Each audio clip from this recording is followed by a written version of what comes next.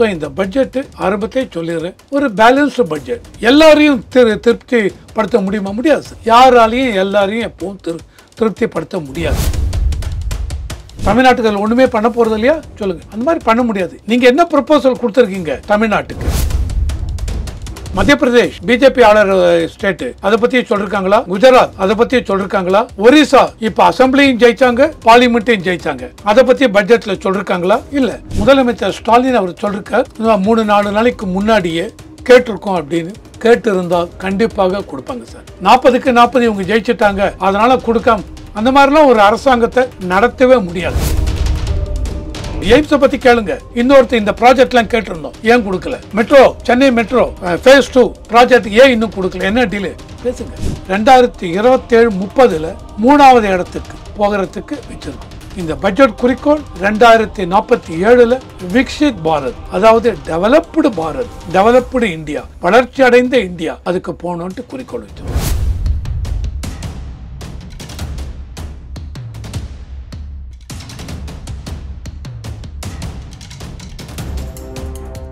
Real one நேயர்களுக்கு வணக்கம். இன்று நம்மளுடைய நிகழ்ச்சிக்கு பொருளாதார நிபுணர் திரு ரவிசங்கர் அவர்கள் இணைஞ்சிருக்காங்க.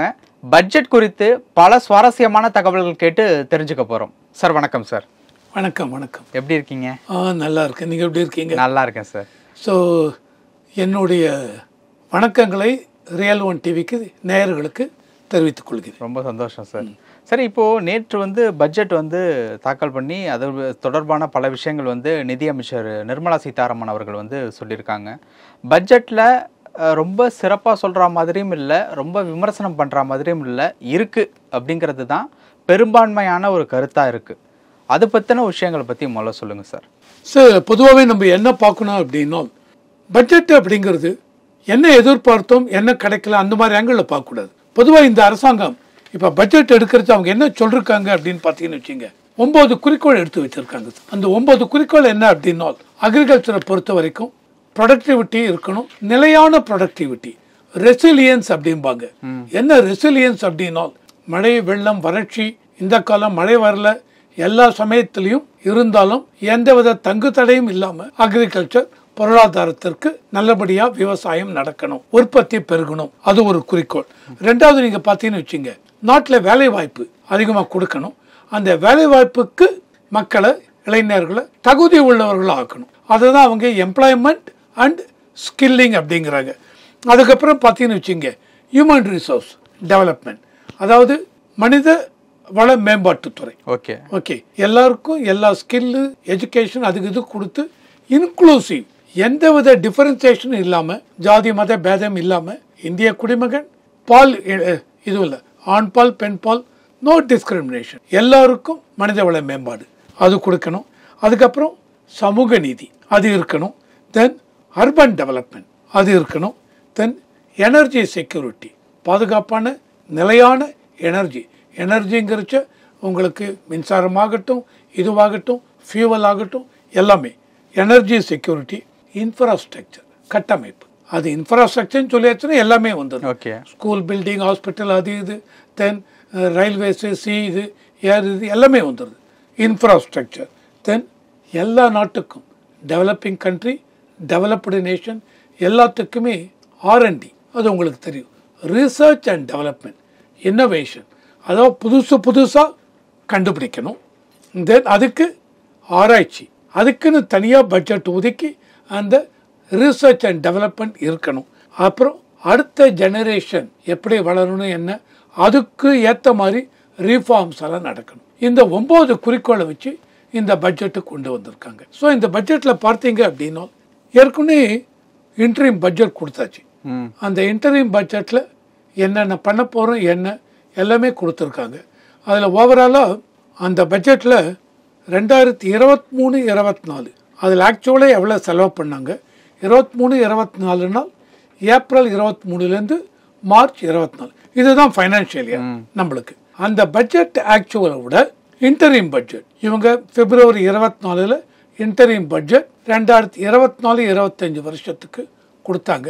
அது 7.5% வித்தியாசம். இதில் பொதுவாகவே நீங்கள் இந்த interim budget, full budget, interim budget பார்த்தீங்கன்னா எப்பெல்லாம் 5 வருஷம் முடிஞ்சு தேர்தல் நடக்கிறது.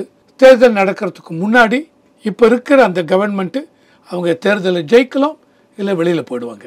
ஸோ அவங்க இன்டரீம் பட்ஜெட் அப்படின்னு ஒன்று கொடுப்பாங்க, சப்மிட் பண்ணுவோம். எதுக்காக அப்படின்னா அரசாங்கம் தொடர்ந்து நடக்கணும், எல்லாருக்கும் அந்த பணம் இதெல்லாம் பட்டுவாடெல்லாம் இருக்கும். ஸோ எந்த விதத்துலையும் அந்த அரசாங்கம் நடக்கிறது தொய்வு ஏற்பட்டுறக்கூடாது. அதுக்காக இன்டரீம் பட்ஜெட் அப்படின்னு கொடுப்பாங்க.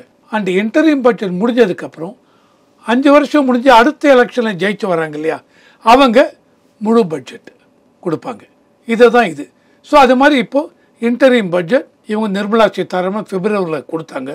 மே எலெக்ஷன் ஜெயிக்க மாட்டோமோ தெரியாது. அதனால் அடுத்ததில் மே ஜூனில் வேறு அரசாங்கம் வந்தால் அவங்க ஃபுல் பட்ஜெட் கொடுப்பாங்க. ஆனால் இப்போ இவங்களே வந்தாங்க. ரெண்டுத்துக்கு மேஜர் டிஃபரன்ஸ் இருக்குமா? பொதுவாக இருக்காது. நீங்கள் 2003 வாஜ்பாய் பார்த்தீங்கன்னு வச்சுங்க, அவர் அவுட் கோயிங் இது, அவர் இன்டரீம் பட்ஜெட் கொடுத்தாரு. 2004 யூபிஏ வந்தாங்க. வாஜ்பாய் அரசாங்கம் சப்மிட் பண்ண இன்டரீம் பட்ஜெட்டுக்கும் இவங்க சப்மிட் பண்ண ஃபுல் பட்ஜெட்டுக்கும் வித்தியாசம்னு பார்த்தீங்கன்னு வச்சுங்க 4.6%. யூபிஏ 1 2004லேருந்து 2009 வரைக்கும் இருந்தாங்க.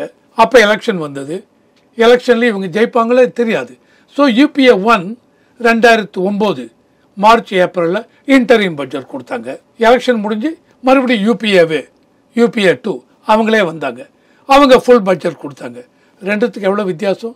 7.6%. தென் 2009 2013 இவங்க 14 மார்ச்சில் இவங்க யூபிஏ இன்டரீம் பட்ஜெட் கொடுக்குறாங்க.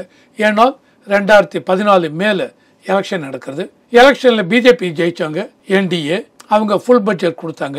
ரெண்டுத்துக்கு எவ்வளோ வித்தியாசம்? 1.8. ஸோ இந்த மாதிரி தான் போகும். ஸோ அந்த மாதிரி இருக்கிறச்ச இன்டரீம் பட்ஜெட் எல்லாமே கொண்டு வந்துட்டாங்க சார். அதை விட இதில் கொஞ்சம் அடிஷ்னலாக இருக்கும். ரெண்டுத்துக்கு வித்தியாசம் இருக்கும். 5%, 7%, 8%, அவ்வளோதான் வித்தியாசம். நம்ம அதை பார்க்கலாம். ஸோ இந்த மாதிரி பார்க்குறச்சு ஓவராலாக இந்த பட்ஜெட்டில் எல்லா இதையும் உள்ளே கொண்டு வந்திருக்காங்க. அதனால் சிலது நம்மளால் விசிபிளாக பார்க்க முடியாது. நிறையா ஸ்கீம்ஸ் எல்லாம் இங்கே இருக்குது. For example PM Kisan scheme, Jal Jeevan scheme, Fasal Bima Yojana scheme, அது இதுன்னு இருக்கும். இதெல்லாம் வெல்ஃபேர் மெஷர்ஸ். இதெல்லாம் அனுபவிக்க தான் முடியும், பார்க்க முடியாது. வேற இன்ஃப்ராஸ்ட்ரக்சர், இதெல்லாம் பில்டிங்லாம் எழுப்புறது, அதை பார்க்கலாம், அதெல்லாம் விசிபிள். ஸோ அதனால் இந்த பட்ஜெட்டில் எல்லாமே கொண்டு வந்திருக்காங்க. மெயினாக என்ன சார், இவங்க என்ன சொன்னாங்க, 4 பேருக்கு முக்கியத்துவம் கொடுக்க போகிறோம். எந்த 4 பேர்? இளைஞர்கள், யூத், புவர் பீப்புள், அன்னதாதா அதாவது விவசாயிகள், தென் 4வது மகளிர். இவங்க 4 பேருக்கும் இம்பார்ட்டன்ஸ் கொடுக்க போகிறோம் அப்படின்னு சொல்லியிருந்தாங்க. அவங்க எல்லாருக்கும் எல்லாம் கொடுத்துருக்காங்க. ஸோ இந்த பட்ஜெட்டு ஆரம்பத்தையே சொல்லிடுறேன், ஒரு பேலன்ஸ்டு பட்ஜெட். எல்லாரையும் திருப்திப்படுத்த முடியுமா? முடியாது சார். யாராலையும் எல்லாரையும் எப்பவும் திருப்திப்படுத்த முடியாது. ஆனால் இருக்கிறதில் எப்படி பண்ணணும், அந்த இன்டரீம் பட்ஜெட் அதே பாணியில் ஃபுல் பட்ஜெட்டு கொண்டு வந்திருக்காங்க. ஸோ பேலன்ஸ்டாக பண்ணிருக்காங்க, நல்லா பண்ணிருக்காங்க. Okay sir. சரி, இது கூட சேர்ந்து லைட்டாக ஒரு அரசியல் பேசலாம் அப்படின்ட்டு நான் நினைக்கிறேன். பேசுங்க. நம்மளுடைய தமிழக அமைச்சர், நீர்வளத்துறை அமைச்சர் துரைமுருகன் அவர்கள் சொன்ன ஒரு விஷயம், கல்வியை மாநில பட்டியலுக்கு கொண்டு வரணும்னு நம்ம கேட்டிருந்தோம். அப்படி கேட்டதுனால தான் நம்ம தமிழ்நாட்டுக்கு ஃபண்டே அவங்க ஒதுக்கலை அப்படின்னு அவங்க சொல்லியிருந்தாங்க. இதை பற்றின உங்களுடைய கருத்து? சார், இது என்னை பொறுத்தவரைக்கும் அவர் துரைமுருகன் சீசன்டு பாலிட்டிஷியன், ரொம்ப வருஷமாக எக்ஸ்பீரியன்ஸ்டு, அவருக்கு எல்லாமே தெரியும். ஆனால் என்னை பொறுத்த வரைக்கும் எந்த ஒரு அரசாங்கமும், இன்றைக்கி பிஜேபி மத்தியில் இருக்காங்க, நாளைக்கு காங்கிரஸ் வரலாம், அடுத்த வருஷம் வேறு இவங்க 5 வருஷம் ஆமாம். ஸோ அந்த மாதிரி இருக்கும் பொழுது எந்த ஒரு அரசாங்கம், மத்திய அரசாங்கம் விடுங்க, ஸ்டேட் கவர்மெண்ட்டே, ஸ்டேட்டில் இன்றைக்கி ஒரு அரசாங்கம் இருக்குது, அடுத்த 5 வருஷம் வேற ஒருத்தர் வரலாம். அதனால் இந்த பர்டிகுலர் இவங்க ஏரியாவில் எங்களுக்கு ஓட்டு போடலை, இந்த டிஸ்ட்ரிக்டில் நமக்கு கவுத்து விட்டாங்க, அதில் வேறு எம்எல்ஏ வந்துட்டார், அந்த டிஸ்ட்ரிக்ட் நாங்கள் செய்ய மாட்டோம், முடியுமா? முடியாது. அந்த மாதிரி பண்ண சும்மா நம்ம வெளியில் பேசிக்கலாம். ஆனால் ஒரு அரசாங்கம்னு எடுத்து நடத்தும் பொழுது இந்த அரசாங்கம் எல்லாருக்கும் எல்லாம் செய்ய வேண்டும். ஸோ ஒரு பர்டிகுலர் தொகுதி வெஸ்டர்ன் ரீஜன் ஒரு 60 எம்எல்ஏ அவங்க வந்துட்டாங்க, வேற ஒரு இவங்க பார்ட்டி ஏடிஎம்கே வந்துட்டாங்க. ஸோ அந்த ரீஜன் பூரா நாங்கள் ஒன்றுமே பண்ண மாட்டோம் சொல்ல முடியுமா? கொங்குநாடு பூரா நாங்கள் பண்ண மாட்டோம் சொல்ல முடியாது. சொல்ல முடியாது அப்படிங்கிறது உங்களுடைய, செய்யவும் மாட்டாங்க. ஓகே, அது ஓகே. இது தொடர்பான இன்னொரு கேள்வியும் கேட்குறேன். இப்போ பாஜகவினுடைய கூட்டணியில தான் பாமக இருக்காங்க. ஆமா, பாமகவினுடைய நிறுவனருடைய அன்புமணி ராமதாஸ் அவர்கள் என்ன சொல்லியிருக்காங்க அப்படின்னா, இப்போ சொன்னக்கூடிய ஒரு விஷயம் வந்து, அவங்க பட்ஜெட் படிக்கும்போது தமிழ்நாடுங்கிற பேரே இல்லை அப்படிங்கிறத நம்ம விமர்சனமாக வைக்கிறோம். தமிழ்நாடுங்கிற பேரை சொல்லியிருக்கணும் அப்படின்னா 40 இடங்கள்ல ஒரு 25 இடங்களை எங்களுக்கு நீங்கள் கொடுத்துருந்தீங்கன்னா கண்டிப்பாக தமிழ்நாடுங்கிற பேர் அதில் வந்திருக்குமே அப்படின்ட்டு அவர் சொல்றாரு. பிஜேபியில் சொன்னாங்களா? பிஜேபி கூட்டணியில் இருக்க பாமக சொல்றாங்க. கூட்டணி இருக்க பாமக சொன்ன சார், மறுபடியும் இதை சொல்றேன், ஒவ்வொரு தலைவருக்கும் ஒரு வியூகம் இருக்கும். நீங்க இப்ப கேட்கறது என்னுடைய பர்சனல் ஒப்பீனியன். ஓகே, என்னுடைய பர்சனல் ஒப்பீனியன் பொறுத்த வரைக்கும் பட்ஜெட்ல எந்த ஸ்டேட்டை பத்தி மென்ஷன் பண்ணிருக்காங்க சொல்லுங்க? பீகாரை பத்தி சொல்லிருக்காங்க, ஆந்திராவை பத்தி சொல்லிருக்காங்க, நார்த் ஈஸ்டர்ன் இதுக்கு ஈஸ்டர்ன் ஸ்டேட்ஸ்க்கெல்லாம் கொடுக்க போறோம். மற்றபடி வேற எந்த ஸ்டேட்டையும் உள்ள கொண்டு வரல, மென்ஷன் பண்ணல. மத்திய பிரதேஷ் பிஜேபி ஆளர் ஸ்டேட்டு, அதை பற்றி சொல்லியிருக்காங்களா? குஜராத் அதை பற்றி சொல்லியிருக்காங்களா? ஒரிசா இப்போ அசம்பிளியும் ஜெயிச்சாங்க, பார்லிமெண்ட்டையும் ஜெயிச்சாங்க, அதை பற்றி பட்ஜெட்டில் சொல்லியிருக்காங்களா? இல்லை. இதை இப்படி பார்க்கலாங்களா? தமிழ்நாடுங்கிற ஒரு பேரை மிஸ் பண்ணா கண்டிப்பா சண்டைக்கு வருவாங்க. நம்ம ஒரு 2-3 பேரை விட்டு பார்ப்போம். அப்போ அவங்க 2-3 பேர் இல்லை, எவ்வளோ ஸ்டேட் எவ்வளோ வரிசையா சொல்லிட்டு வரேன். ஓகே, வரிசையா சொல்லிட்டு வரேன். ஆந்திரா பற்றி, அது ஆந்திராவை சொன்னாங்க. தெலுங்கானா பற்றி சொல்லியிருக்காங்களா? இல்லை கேரளா பற்றி சொல்லியிருக்காங்களா? கோவா பற்றி சொல்லியிருக்காங்களா? சொல்லுங்க பார்க்கலாம். எதையை பற்றி சொல்லலை. கரெக்டா? ஸோ இது எப்படி நான் பார்க்குறேன் அப்படின்னா, அதாவது உங்களுக்கு எல்லா மினிஸ்ட்ரிக்கும் அலோகேஷன் கொடுத்துருக்காங்க. மொத்தமாக பட்ஜெட்டில் பார்த்தீங்கன்னு வச்சுங்க 32 லட்சமோ என்னமோ அலோகேஷன் வந்திருக்கு சார். 32 lakhs அண்டு 48 lakhsக்கு ஆர் 46 lakhsக்கு உங்களுக்கு இது இருக்குது, எக்ஸ்பெண்டிச்சர், ரெவன்யூ பட்ஜெட் எக்ஸ்பெண்டிச்சர் இருக்குது. அதில் நீங்கள் பார்க்கும்பொழுது ஒவ்வொரு டிபார்ட்மெண்ட் மினிஸ்ட்ரிக்கு இவங்க அலோகேட் பண்ணிருக்காங்க. அந்த அலோகேஷன் நான் முதல்ல ஒரு ஜஸ்ட் ஒரு 4-5 இது சொல்கிறேன் பாருங்களேன். இப்போ டிஃபென்ஸுக்கு நீங்கள் பார்த்தீங்கன்னா 6.21 லட்சம் கோடி டிஃபென்ஸுக்கு கொடுத்துருக்காங்க. அதனால consumer affairs, food and public இதெல்லாம் எல்லா ஸ்டேட்டுக்கும் வரும். டிஃபென்ஸுக்கு எல்லா ஸ்டேட்டுக்கும் இல்லை, விட்டுருங்க. Consumer affairs, food and public distribution 2.1 லட்சம் கோடி. ரோடு டிரான்ஸ்போர்ட் அண்ட் ஹைவேஸ் இது எல்லா ஸ்டேட்டுக்கும் அப்ளிகபிள், 2.78 லட்சம் கோடி. ரயில்வேஸ் 2.55 லட்சம் கோடி. ரூரல் டெவலப்மெண்ட் எல்லா ஸ்டேட்டுக்கும் இல்லை, 1.77 லட்சம் கோடி. அக்ரிகல்ச்சர் அண்ட் ஃபார்மர்ஸ் 1.27 லட்சம் கோடி. இந்த மாதிரி கெமிக்கல்ஸ் அண்ட் ஃபெர்டிலைசர்ஸ் 1.68 லட்சம் கோடி. இந்த மாதிரி எல்லா மினிஸ்ட்ரிக்கும் எவ்வளோன்னு கொடுத்துருக்காங்க. ஸோ இந்த மாதிரி கொடுக்கறச்ச இப்போ ரயில்வேஸ் 2.55 லட்சம் கோடி கொடுத்துருக்காங்க. அந்த மாதிரி கொடுக்கறச்ச நீங்கள் என்ன பண்ண போறீங்க? ரயில்வேஸில் so many ப்ராஜெக்ட்ஸ். ஆனால் பொதுவாகவே அந்த ரயில்வே மினிஸ்டர்னு இருக்கிற முன்னாடி இதெல்லாம் பார்த்துருக்கோம். பர்டிகுலராக அந்த ரயில்வே பட்ஜெட்லாம் தனியாக போட்டுட்டு இருந்தாங்க முந்தி. அப்போல்லாம் நீங்கள் பார்த்தீங்கன்னு வச்சுங்களேன், ரயில்வே மினிஸ்டர் எந்த ஸ்டேட்டில் இருக்காங்களோ, பொதுவாக நான் சொல்கிறேன், சிலது அந்த ஸ்டேட்டுக்கு கொஞ்சம் நிறைய கொடுத்துப்பாங்க. ஓகேவா? அந்த மாதிரி இந்த ஸ்டேட்டு நம்ம டிஆர் பாலு அவங்க இருக்கிறச்ச மத்திய தரைவழி போக்குவரத்து அதெல்லாம் வந்து தமிழ்நாட்டுக்கு நிறைய பண்ணார். ஆமாம், தங்க நாற்கரை சாலை. ஆமாம், இதெல்லாம் வந்து அப்ரிஷியேட் நான் பண்ணார்.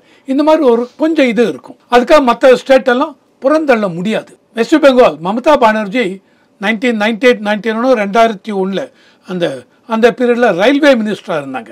அப்போ அவங்க வெஸ்ட் பெங்காலுக்கு நிறையா பண்ணாங்க. ஓகேவா? ஸோ இந்த மாதிரி இருக்கிறச்ச இன்னைக்கு ரயில்வேக்கு 2,55,000 கோடி அலோகேட் பண்ணிருக்காங்க. தமிழ்நாட்டுக்கு ஒன்றுமே பண்ண போகிறது இல்லையா? சொல்லுங்கள். அந்த மாதிரி பண்ண முடியாது. நீங்கள் என்ன ப்ரொபோசல் கொடுத்துருக்கீங்க தமிழ்நாட்டுக்கு சொல்லுங்கள். வெள்ள நிவாரணம் கேட்டிருந்தோமே. இல்லை, அது 1 by 1 வரேன். இந்த இதெல்லாம் வந்து என்னென்ன கொடுத்து கேட்டிருக்கீங்க ரயில்வேஸ்க்கு? கேட்டிருந்தால் ஒரு 10 இது கேட்டிருந்தால் மேபி 5 கொடுக்கலாம், கொடுக்காமலாம் இருக்க முடியாது. அந்த மாதிரி இன்ஃப்ராஸ்ட்ரக்சர் 11.10 லட்சம் கோடி இந்த கட்டமைப்புக்குன்னு இன்டரிம் பட்ஜெட்டில் கொடுத்தாங்க. அதை மாற்றவே இல்லை அந்த ஃபிகரை. ஃபைனல் பட்ஜெட் ஃபுல் பட்ஜெட்லேயும் அதே தான். 11,10,000 கோடி, பெரிய அமௌண்ட்டு. இதை வந்து இந்தியாவில் இருக்கிற எல்லா ஸ்டேட்டுக்கும் எந்தெந்த ஸ்டேட்டுக்கு என்னென்ன ப்ராஜெக்ட் கேட்டிருக்கீங்க அந்த ப்ராஜெக்டுக்கெல்லாம் இதை கொடுப்பாங்க. தமிழ்நாட்டிலேருந்து ஒரு 10 ப்ராஜெக்ட் கேட்டிருக்கோன்னா மேபி 5 கொடுக்கலாம், கொடுக்காமலாம் இருக்க முடியாது. ஸோ இவர் நம்ம முதலமைச்சர் ஸ்டாலின் அவர் சொல்லியிருக்கார், 3-4 நாளைக்கு முன்னாடியே கேட்டிருக்கோம் அப்படின்னு. கேட்டு இருந்தால் கண்டிப்பாக கொடுப்பாங்க சார். 40க்கு 40 இவங்க ஜெயிச்சுட்டாங்க அதனால கொடுக்காம அந்த மாதிரிலாம் ஒரு அரசாங்கத்தை நடத்தவே முடியாதுங்க. பீகார், ஆந்திரா கொடுத்துருக்காங்க. இது எதனால அப்படின்னா இவங்களுக்கு இவங்களுடைய தயவு தேவை, அதனால கொடுத்துருக்காங்க அப்படின்னு ஒரு பேச்சு நடக்கும். இது வந்து ஒரு அரசியல் பேச்சு தான் சார். புரியுதா? நாளைக்கு இதே இதில் காங்கிரஸே இருந்தாலும் சரி, இல்லை வேற ஏதாவது ஒரு கட்சி மத்தியில் ஆட்சி இருக்கு, அவங்களுக்கு வந்து இவங்களை நம்பி இருக்காங்க அப்படின்னா அலையன்ஸ் பார்ட்னர்ஸை ஒரு காம்ப்ரமைஸ் பண்ணுவாங்க.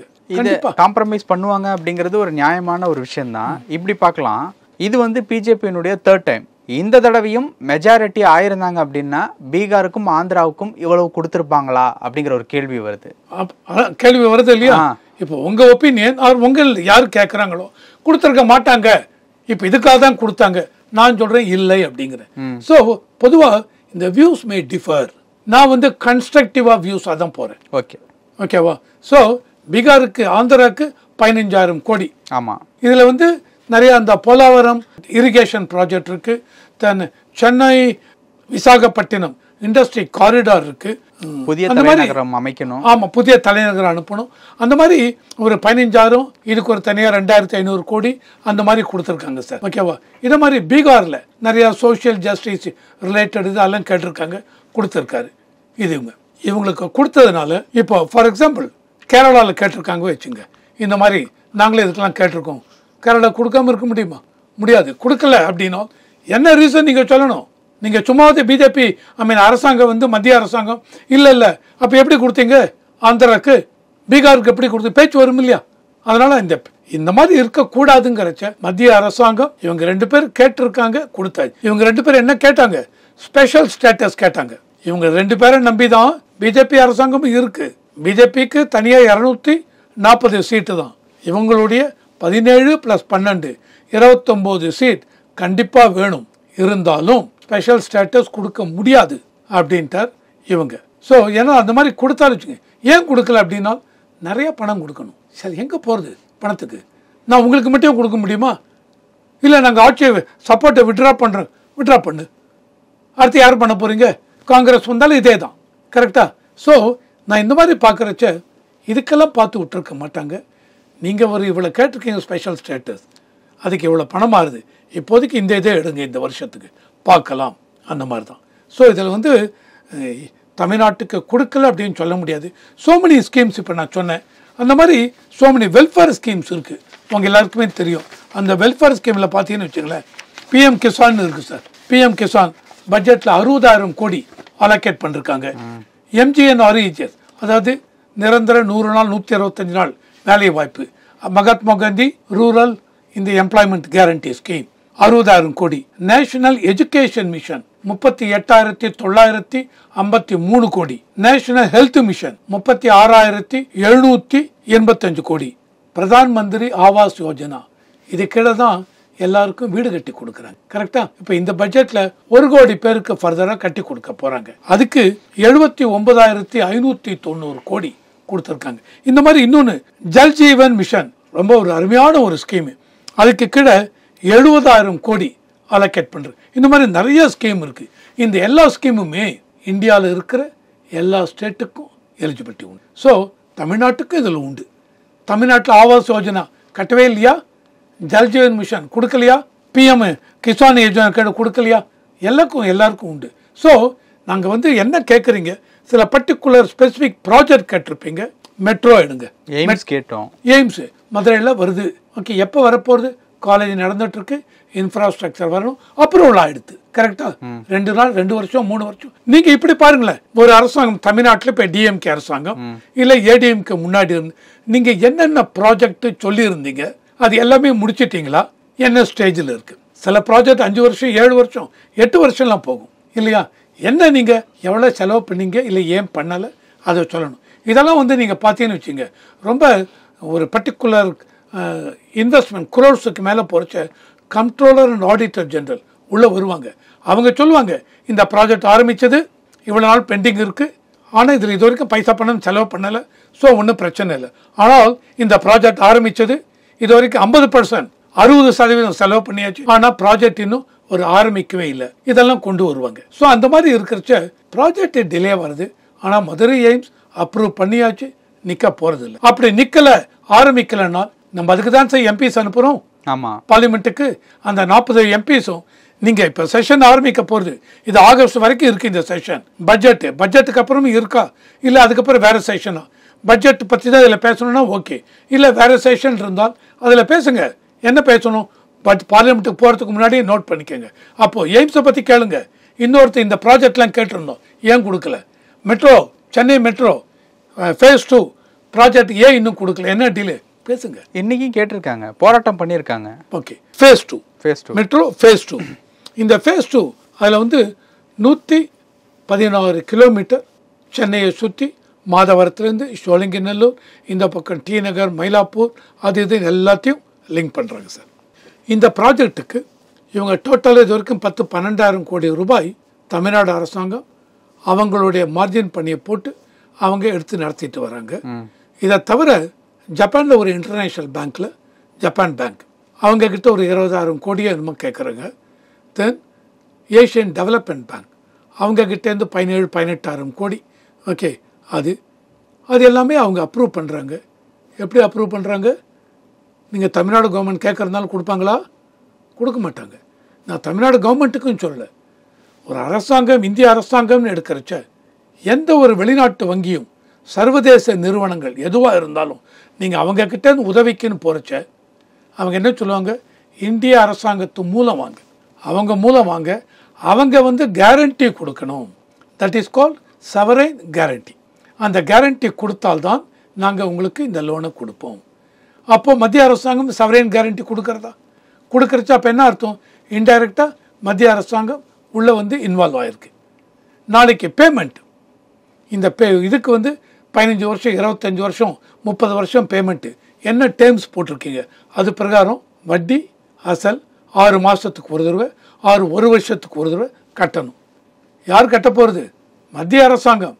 தமிழ்நாடு கவர்மெண்ட் நீங்கள் மத்திய அரசாங்கத்துக்கு பணம் அனுப்பணும், அவங்க இன்டர்ன் இவங்களுக்கு கொடுக்கணும். நீங்கள் ஒருவேளை ஃபைனான்ஷியல் கன்ஸ்ட்ரைன் தமிழ்நாட்டு அரசாங்கத்தால் இந்த பர்டிகுலர் தேதிக்குள்ளே என்னால் அனுப்ப முடியல, இன்னும் 1 மாதம் தள்ளி போகும்னால் மத்திய அரசாங்கம் அனுப்பிச்சாகணும். நான் வெளிநாட்டுக்குள்ள போய் சொல்ல முடியாது. என்னைக்கு டியூ? December 2025 due. டிசம்பர் 2025 இந்திய அரசாங்கம் பணத்தை கட்டியிருக்கணும். இல்லைன்னால் இந்தியா சர்வதேச அளவில் இந்தியாவுடைய ரேட்டிங் குறைஞ்சி போயிடும். இல்லை, இவங்களை நம்பி எந்த லோனும் கொடுக்காதீங்க இந்திய அரசாங்கம், எங்களுக்கு இந்த தேதிக்கு டியூ ஆச்சு, பணத்தை கொடுக்கலம்பாங்க. ஸோ உங்களுக்கு சவரைன் கேரண்டின்னு கொடுக்கும்பொழுது இந்திய அரசாங்கம் உங்களுக்கு இன்டைரக்டாக ஹெல்ப் பண்ணுறது. ஓகே, தங்கம் விலையெல்லாம் குறைஞ்சிருக்கா சார்? தங்கம் விலை எதனால் குறைஞ்சி உங்கள் எல்லாருக்குமே தெரியும். 15% இருந்த கஸ்டம் டியூட்டி 6% கொண்டு வந்தாங்க. அவ்வளோதான், ஒரே இதில் 2,250 ரூபாய் குறைஞ்சி போச்சு. ஏன்னா மெயினாக எதுக்காக கொண்டு வந்தது சார்? வெளிநாட்டிலேருந்து ஸ்மகிள் பண்ணி நிறையா கொண்டு வராங்க. உள்ள எதனால் ஸ்மகிள் பண்ணுறாங்க? வெளிநாட்டில் விட இந்தியாவில் விலை அதிகமாக இருக்குது, கஸ்டம் டியூட்டிலாம் போட்டுட்டு. ஸோ அந்த மாதிரி இருக்கிறச்ச நான் வெளிநாட்டில் குறைவ விலைக்கு வாங்கி இங்கே கஸ்டம் டியூட்டியெல்லாம் கட்டாமல் ஷூவில் வச்சு, கையில் வச்சு, பின்னாடி வச்சு எடுத்துன்னு உள்ளே வந்து கொண்டு வந்துட்டேன்னால் நான் மார்க்கெட்டில் விற்றா எனக்கு லாபம். அந்த லாபத்துக்காக நடக்குது. இப்போ என்ன பண்ணிட்டாங்க? Custom duty 15%லேருந்து 6% குறைச்சாச்சு. குறைச்சனால என்ன ஆச்சு? ஒரேடி அடி வாங்கிடுது. இப்போ ஆல்மோஸ்ட் நீங்கள் ஸ்மக்லிங் பண்ணி கொண்டு வந்தாலும் பெரிய அளவுக்கு நீங்கள் எடுக்கிற ரிஸ்க்குக்கு, அந்த ரிஸ்க்குக்கு ஈக்குவலாக ஒரு ப்ராஃபிட்டை பார்க்க முடியாது. அப்போ என்ன தோணும் உங்களுக்கு? வேண்டாம், இப்போ ரிஸ்க் எடுக்க வேண்டாம், நம்ம ஸ்மகிள் பண்ண வேண்டாம் தோணும். மெயினாக அதான் சார். இப்போது நேற்று நிர்மலா சீதாராமன் அவர்கள் சொன்ன ஒரு விஷயம் வந்து விலைவாசி கட்டுக்குள் இருக்குது அப்படிங்கிற ஒரு விஷயத்தை வந்து சொல்கிறாங்க. அது அக்செப்டபுள்னு நீங்கள் ஏற்றுப்பீங்களா? அதாவது இந்த விலைவாசியில் நீங்கள் பார்த்தீங்கன்னு வச்சுங்க, இதில் வந்து இந்த சர்வே ரிப்போர்ட்டில் அதுலேயே அவங்க சொல்கிறாங்க, ரொம்ப இம்பார்ட்டண்ட் அது சொல்லணும்னா, இந்த எக்கனாமிக் சர்வே ரிப்போர்ட்டில் short time inflation outlook benign, அதாவது ரொம்ப கம்ஃபர்டபுளாக இருக்க மாதிரி இருக்குது. But India faces persistent deficit in pulses and consequent price pressures அப்படிங்கிறாங்க. அதாவது இந்தியாவை பொறுத்த வரைக்கும் பல்சஸ் அண்ட் அதில் வந்து ஆல்வேஸ் நம்மளுடைய தேவைக்கு குறைவாக தான் சப்ளை இருக்குது பல்சஸ். அதனால் ப்ரைஸ் விலைவாசி அங்கே ரொம்ப அதிகமாக இருக்குது பல்சஸை பொறுத்த வரைக்கும். பொதுவாகவே இதில் நீங்கள் பார்த்தீங்கன்னு வச்சுங்க, விலைவாசிங்கிறச்ச இன்ஃப்ளேஷன் ஓவராலாக இன்ஃப்ளேஷன் மற்ற கண்ட்ரியெல்லாம் 8, 9, 10 இதெல்லாம் இருக்கிறச்ச 4, 5%, 6% இருக்குனாலே இன்ஃப்ளேஷன் சிங்கிள் டிஜிட்டில் நல்ல ஒரு இதுதான் அப்படிம்போம். ஓகேவா? இதில் இந்தியாவை பொறுத்த வரைக்கும் ரிசர்வ் பேங்க் ஆஃப் இந்தியா அவங்களுடைய அப்பப்போ 3 மாதத்துக்கு ஒரு தடவை இவங்க வந்து கிரெடிட் பாலிசி அப்படின்னு கொண்டு வருவாங்க. அது பிரகாரம் இன்ட்ரெஸ்ட் ரேட் மார்க்கெட்டில் என்ன இருக்குது, இந்த ரேட்டை குறைக்கலாமா கூட்டலாமா, இன்ஃப்ளேஷன் குறைவாக இருக்கு அதிகமாக இருக்கு, அதுக்கேற்ற மாதிரி இன்ட்ரெஸ்ட் ரேட்டு குறைக்கலாமா கூட்டலாமா. இதை வந்து ரிசர்வ் பேங்க் ஆஃப் இந்தியா அவ்வளோ அழகாக 3 மாதத்துக்கு ஒரு தடவை இந்த கிரெடிட் பாலிசி ரிவ்யூன்னு பண்ணுவாங்க, அதில் கொண்டு வராங்க. ஸோ அப்பப்போ இவங்க வந்து மார்க்கெட் நிலவரத்தை பார்த்து இவங்க கைடன்ஸ் கொடுக்குறாங்க. ஸோ அதனால் விலைவாசி ஓவராலாக இந்தியாவில் கட்டுக்குள்ளே இருக்குது. ஆனால் இந்த வெஜிடபிள் அதெல்லாம் பார்க்குறது ஃபுட் இதெல்லாம் ஓகே. இது வந்து இப்போ வெங்காயம் ஆர் சுகர் சர்க்கரை இதெல்லாம் வந்து நீங்கள் வெளிநாட்டுக்குள்ள ஏற்றுமதி பண்ணுறீங்க. ஏற்றுமதி பண்ணுறச்ச நாட்டுக்குள்ளே சப்ளை கம்மியாக போயிடுது. ஆனால் நீங்கள் வெளிநாட்டுக்கு பண்ணிங்கன்னா உள்நாட்டில் என்ன ஆகுது, வெங்காயம் 120 150 கிலோ போயிடும். ஸோ பொதுவாக இது என்ன பிரச்சனை அப்படின்னா சப்ளை டிமாண்ட் இருக்குது, ஆனால் அதுக்கேற்ற சப்ளை இல்லை. அந்த மாதிரி சமயத்தில் அரசாங்கம் என்ன பண்ணுறாங்க, எக்ஸ்போர்ட் நீ பண்ணக்கூடாது, வெங்காயத்தை சர்க்கரை நீ எக்ஸ்போர்ட் பண்ணக்கூடாது. ஏன்னா ஃபஸ்ட்டு உள்நாட்டு தேவை அதுதான் முக்கியம். பொதுவாகவே இந்தியாவை எடுத்துன்னு வச்சு இந்தியா சைனா 2 பேரும் நீங்கள் பார்த்தீங்க அப்படின்னா சைனாவில் வந்து அவங்க வந்து ஆரம்பத்துலேருந்து வெளிநாட்டு இது அதுக்கு வந்து எக்ஸ்போர்ட் பண்ணாங்க. ஸோ அவங்க வெளிநாட்டில் எவ்வளோ டிமாண்ட் இருக்குது அதை இவங்க சாட்டிஸ்ஃபை பண்ணணும்னு பார்த்தாங்க. லாஸ்ட் ஒரு 7, 8, 10 இயர்ஸ் பிஃபோர் வெளிநாட்டில் டிமாண்டு குறைஞ்சி போயிடுது. ஏன்னா எல்லா இடத்துலையுமே பொருளாதார வீழ்ச்சி வரைச்சா அங்கே டிமாண்ட் இல்லாமல் போயிடுது. சைனா அரசாங்கம் பொருளாதாரம் படுத்துருது. வேற இந்தியாவில் நம்ம வெளிநாட்டுக்கு எக்ஸ்போர்ட் பண்ணுறோம், இருந்தாலும் உள்நாட்டு தேவையே அதிகமாக இருக்குது. நான் என்ன உற்பத்தி பண்ணுறேன் அது எல்லாமே உள்நாட்டில் கன்சியூம் பண்ணிடுறாங்க. ஸோ அதனால் இந்தியா பொருளாதாரம் ஸ்டடியாக போயிட்டுருக்கு. ஸோ அதனால் இந்த இதை வந்து உணவுப் பொருளை பொறுத்த வரைக்கும் இருக்குங்க, பருப்பு இது எண்ணெய். ஸோ அந்த மாதிரி இதெல்லாம் பார்த்தீங்க அப்படின்னா கொஞ்சம் வேறுபாடு டிஃப்ரென்ஸ் இருக்கும். ஆனால் மறுபடியும் உள்ளே கொண்டு வந்துடுறாங்க. இப்போ தக்காளியெல்லாம் பார்த்துருக்கோம் 100 120 ரூபாலாம் போச்சு. ஆனால் திடீர்னு ஒரு நாளைக்கு 5 ரூபாய் 2 ரூபாய்க்கு போகுது. அத்தனை லோடு நிறைய தக்காளியும் கீழே கொட்டி ஏற்றி விட்டாங்க இல்லையா. ஸோ இது வந்து ஒரு சைக்கிள் தான் சார். அதனால் இந்த விலை போகிறது என்ன. ஆனால் விலை பொதுவாக வந்து சார் உங்கள் சம்பளம் ஏறிட்டே இருக்கா, விலை ஏறிட்டே இருக்கு. நான் வந்து பேங்க்கில் ஒர்க் பண்ணுறச்ச அன்றைக்கெல்லாம் 72 74 ஒரு ஃபுல் மீல்ஸ் போனோம் 1.25 ரூபா சார். ஒரு ஃபுல் மீல்ஸ் 1.25 ரூபா. லிட்டரலாக 50 வருஷத்துக்கு முன்னாடி. ஆமாம். ஸோ அன்றைக்கி நீங்கள் பேங்க்கில் ஜாயின் பண்ணுறீங்க அப்படின்னா ஆஃபீஸராக ஜாயின் பண்ணுறேன்னா 650 700 ரூபா சம்பளம். இன்றைக்கி ஆஃபீஸராக ஜாயின் பண்ணுறோம் அப்படின்னா 35 40,000 ரூபாய் சம்பளம். ஸோ இது வந்து விலைவாசிங்க வந்து இந்த பக்கம் ஏறிட்டே இருக்கும், சம்பளமும் இன்கமும் ஏறும், இதுவும் ஏறும் இன்கம். இன்றைக்கி என்ன சார் அரிசி வேலை பார்த்தீங்கன்னு வச்சுங்க, கிலோ 50 ரூபா 60 ரூபாய் 70 ரூபா இருக்குது. ஆனால் அப்போல்லாம் பார்த்தீங்கன்னு வச்சு கிலோ 3 ரூபாய்க்கெலாம் இருக்குது. திமுக அரசாங்கமே 1968 ஃபஸ்ட் டைம் ஆட்சிக்கு வரும்பொழுது அவங்க சொன்னது, அவங்க மேனிஃபெஸ்டோவில் 1 ரூபாய்க்கு 3 படி அரிசி போடுறோன்னு. ஆனால் அவங்க போட்டாங்க. ஃபுல்லாக ரொம்ப நாள் நீடிக்க முடியல, ஆனால் ட்ரை பண்ணி கொடுத்தாங்க. அட்லீஸ்ட் 1 படி அரிசியாவது கொடுத்தாங்க. ஸோ அன்றைக்கி விலைவாசி அவ்வளோதான். ஸோ இந்த விலைவாசி ஏறிட்டு தான் சார் இருக்கும். அதுக்கேற்ற மாதிரி கண்ட்ரோலில் இருக்கணும், அவ்வளோதான். இது வந்து ஆரம்பத்தில் இருந்த காங்கிரஸ் அரசாங்கமும் இப்படி தான் பண்ணித்து, இப்போ மத்தியில் இருக்க பிஜேபி அரசாங்கமும் இப்படி தான் பண்ணுறது. ஆனால் நாளடைவில் இந்தியாவில் இன்றைக்கி பார்த்தீங்கன்னு வச்சுங்க, என்னைக்கோ 12ல் இருந்தோம். உலக பொருளாதார நாடு அபிவிருத்தியான நாடுகளில் இந்தியா 12வது இருந்தது. இன்றைக்கி 5வது இடத்துல இருக்கும். இந்த லாஸ்ட் 10 வருஷம் பிஜேபி வந்ததில் இப்போ 5வது வருஷம் 2027-30 3வது இடத்துக்கு போகிறதுக்கு வச்சுருக்கோம். இந்த பட்ஜெட் குறிக்கோள் 2047 விக்ஷித் பாரத், அதாவது டெவலப்டு பாரத், டெவலப்டு இந்தியா, வளர்ச்சி அடைந்த இந்தியா, அதுக்கு போகணுன்ட்டு குறிக்கோள் வச்சுருக்கோம். நிறைய விஷயங்கள் பேசணும். உங்கள் நேரத்துக்கு ரொம்ப நன்றி சார். Thank you very much.